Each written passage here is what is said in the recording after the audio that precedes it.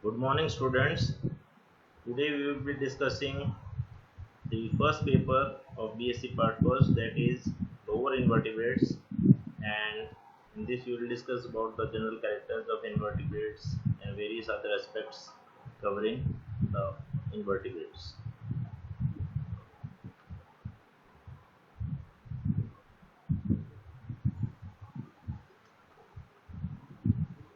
What are invertebrates?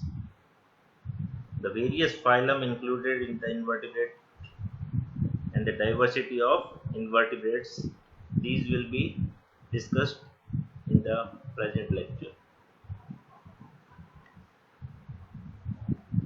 What are invertebrate animals? The animals in which vertebral column is absent, or we can say the backbone is absent in these animals. Invertebrates includes 96% of all animals found, and they constitute the various types of animals such as worms, butterflies, sponges, corals, snails, crabs and starfishes, etc. The life of invertebrates is as fascinating, revealing, and complicated a subject as that of vertebrates. Without a careful and thorough study of the invertebrates, it is hardly possible to peep into the secrets of life of animals on the whole. The organisms of invertebrates are included in various phylum. Total 34 invertebrate phyla have been discussed, of which 9 are major phyla and 25 are minor phyla. Now the question arises, which phyla are included in the major phyla? Major phyla contain a large number of species grouped in one or more classes. They form a major component of ecological communities. There are 9 major phyla, which are Protozoa, Porifera, Coelenterata, Platyhelminthes, Nematoda, Annelida, Arthropoda, Mollusca, and Echinodermata. Other is the minor phyla. 25 minor phyla have been discussed in total, and there are some peculiar animals which constitute and represent the few species. Their participation in ecological communities is very limited. A brief account of different minor phyla are Mesozoa, Ctenophora, Rhynchocoela, Entoprocta, Rotifera, Gastrotricha, Cynorhyncha, Gordiaceae, Phoronida, Bryozoa, Brachiopoda, Priapulida, Siponculida, Acaurida, Tardigrada, Onchophora, Pentasomida, Ketognatha, Gonophora, etc. There is a great diversity of invertebrates on the basis of numerical strength, on the basis of their size, on the basis of their shape, on the basis of symmetry, which we have already discussed, on the basis of habits and habitat ecology, on the basis of grades of organization, on the basis of types of coelom, on the basis of diversified respiratory surfaces, on the basis of diversified excretory mechanisms found in the invertebrates. Now we will discuss one by one. First, the numerical strength of invertebrates. Invertebrates constitute 96% of the total animals found. Total number is 1.2 million species, and Arthropoda, which is the largest phylum, constitutes 1 million species. Insecta alone includes 9 lakh species, whereas Mollusca constitutes 45,000 species, protozoans constitute 50,000 species, sponges 5,000 species, coelentrates 11,000 species, nematodes 12,000 species, annelids 8,700 species, and echinoderms 6,000 species.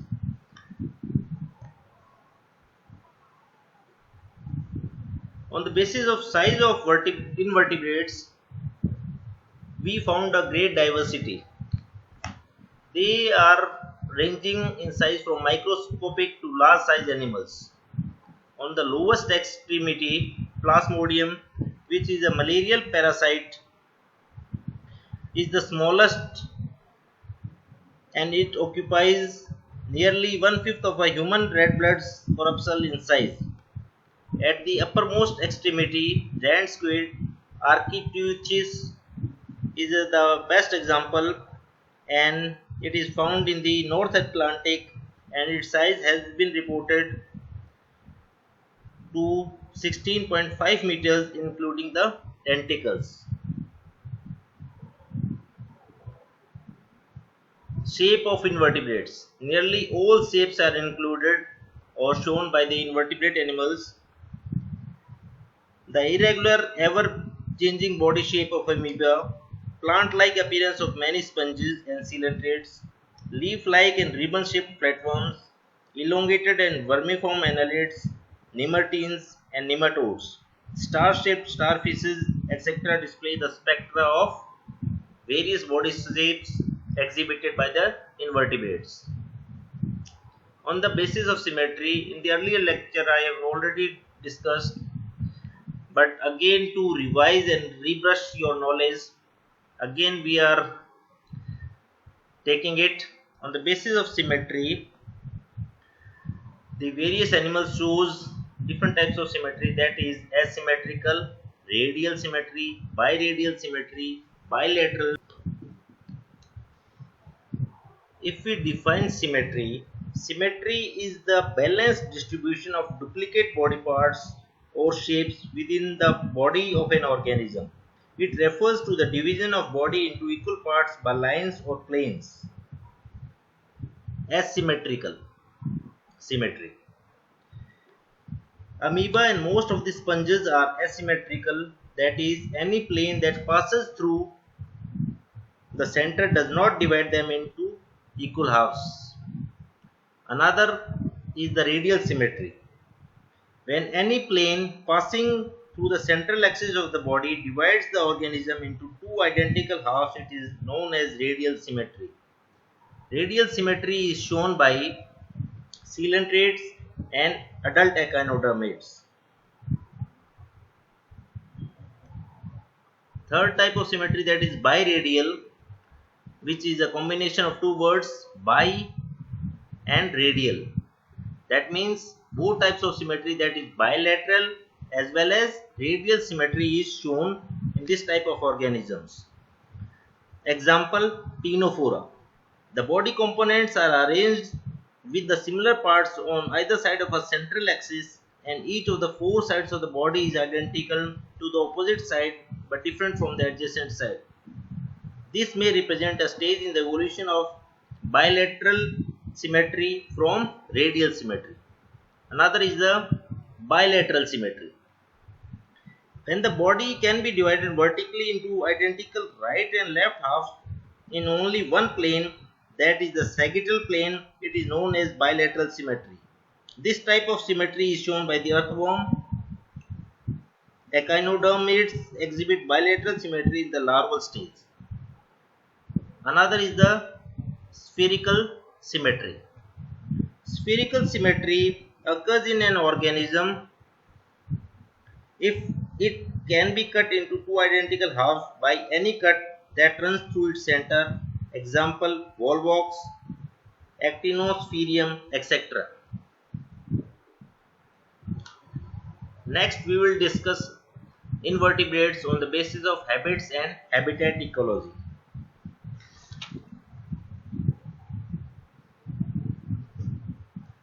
Great variety of habitats is exhibited by the invertebrate animals, that is, they are found in the sea, freshwater, in air, land, snow-covered mountains to deserts. If we discuss more, changes in the morphology and function have enabled these animals to live in different kind of habitats. The invertebrates occupy a great variety, as already discussed, and have adapted themselves to different modes of life.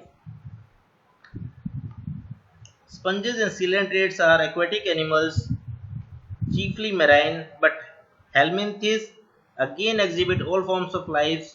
Annelids occur in different habitats and some are sanguivorous in habit. The most diverse and biologically successful among all animals are the arthropods.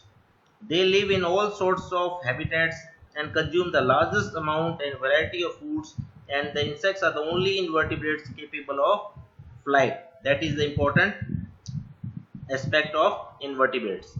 Mollusks are mostly marine, but snails and clams live in fresh water, while some species of snails and slugs are terrestrial, while echinoderms are exclusively marine.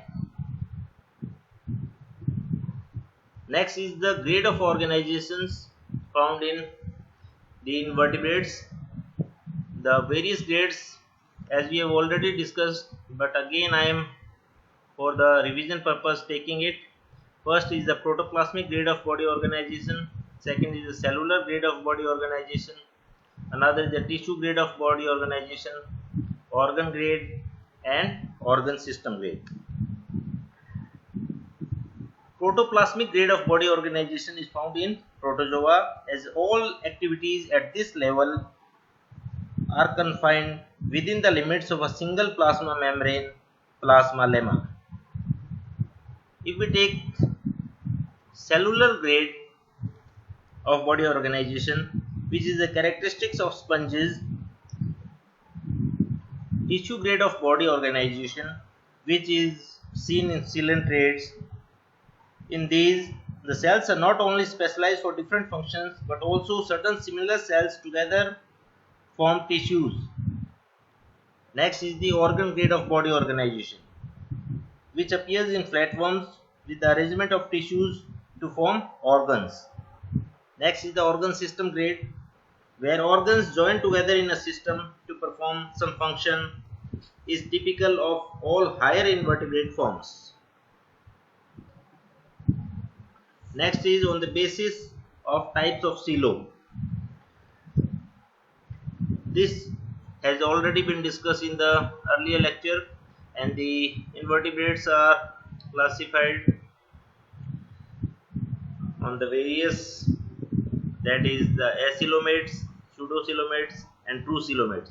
Acoelomate, which means the coelom is absent. Pseudocoelomates, pseudo means false and coelom means cavity, eta means present. In this false type of body cavity is found, that means coelom is there but it is not found by the splitting of mesoderm. Next is the true coelomates. In this the coelom is found by the splitting of mesoderm, and the organisms are termed as true coelomates or eucoelomates. Next is diversified respiratory surfaces. In this we will discuss the various respiratory surfaces found in the invertebrates, that is skin, gills, dermal branchiae and tube feet, tracheal system, respiratory trees.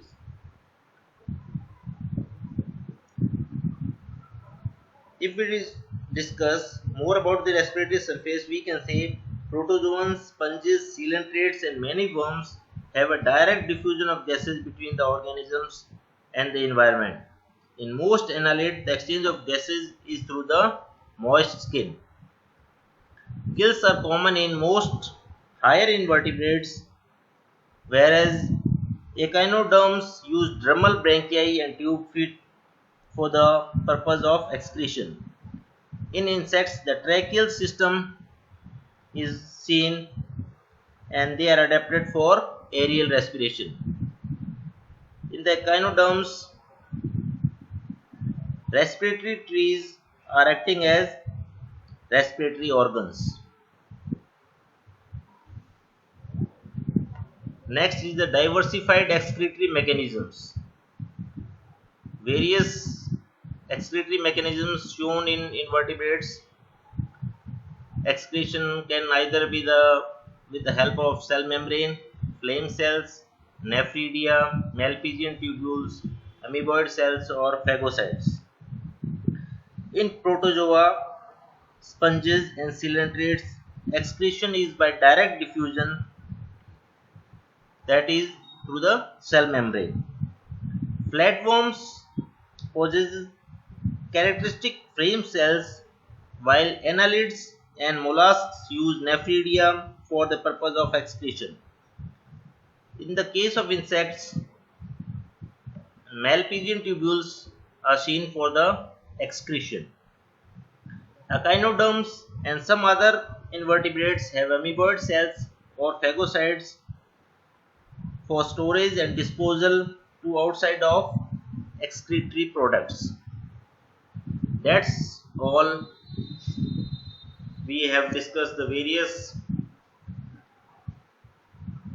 points of invertebrates and the various themes along which invertebrates have been classified. In the upcoming lecture, we will discuss about the protozoa. Thanks a lot.